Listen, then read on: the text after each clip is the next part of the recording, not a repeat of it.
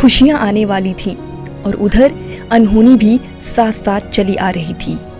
रफ्तार की जंग में खुशियां थोड़ी पीछे रह गईं और फिर अनहोनी हावी हो गई। लगा कि जैसे सब कुछ खत्म हो गया।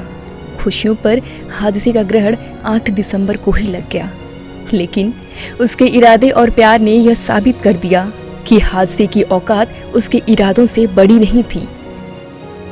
अब वह संघर्ष कर रहा और इंतजार कर रहा है कि उसका प्यार अपने पैरों पर चलकर उसके घर तक पहुंचे।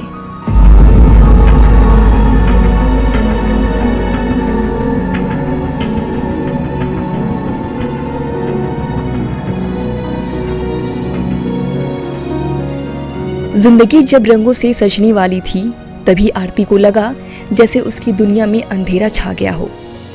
बारात आने के चंद घंटों पहले ही वह छत से गिर गई और उसकी रीढ़ की हड्डी टूट गई।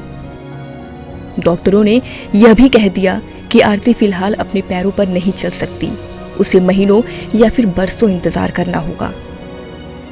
लेकिन दूल्हे अवधेश को इसकी परवाह नहीं थी। उसने तय मुहूर्त पर ही आरती की मांग में सिंदूर डालते हुए अनहोनी को चुनौती दी और आरती को अपना बना लिया। रस्म रिवाज के वक्त सभी लोगों की आंखें नम थीं। ये सुनने में आज जिस दिन शादी थी 8 दिसंबर को हादसा हुआ, तो उसके बाद फिर मैंने अपना हौसला बढ़ाया कि चलो ठीक है, जो हुआ सो हुआ, तो हमें साथ छोड़ना नहीं चाहिए। फिलहाल बेहतर इलाज के लिए आरती को प्रयागराज से लखनऊ के पीजीआई में भर्ती कराया गया है। बचपन में ही अपने पिता को खो चुके अवधेश ने आरती के इलाज में अपनी पूरी जमा पूंजी खर्च कर दी। दोस्तों और रिश्तेदारों से ली गई रकम भी इलाज में लगा दी। कमबख्त कोरोना ने नौकरी पहले ही छीन ली। काम तो मैं प्राइवेट कंपनी में जॉब करते थे, जो कोरोना के वजह से जो छूट गया है। अभी से 9 महीने से घर पर हूँ सर। परिवार की माली हालत पहले से ही खस्ता है। अब इंतजार है कि किसी तरह आरती का इलाज पूरा हो जाए, मदद के लिए किसी का हाथ आगे आ जाए। अभी तक तो जो भी था हम लोग लगाया, इलाज किए। उसके बाद जो दोस्तों से और हर किसी से कर्ज लेके इलाज कराए। अब वो बस कुछ है नहीं है। अब तो बस दोस्तों का वही करते हैं कि जो भी हो सहयोग करे। विपरीत हालात में भी जिस तरह अवधेश ने आरती का साथ नहीं छोड़ा, वह काबिले तारीफ है। लेकिन केवल मजबूत हौसलों से ही काम नहीं चलता साहब।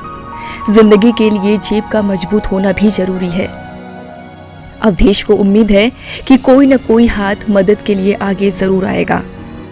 सरकार से करते हैं कि हाँ, कि वो अपना जो भी योगदान करे, और अपील करता हूँ कि जो मदद करे उसके बाद हम तक ही आरती जी का इलाज करा सके।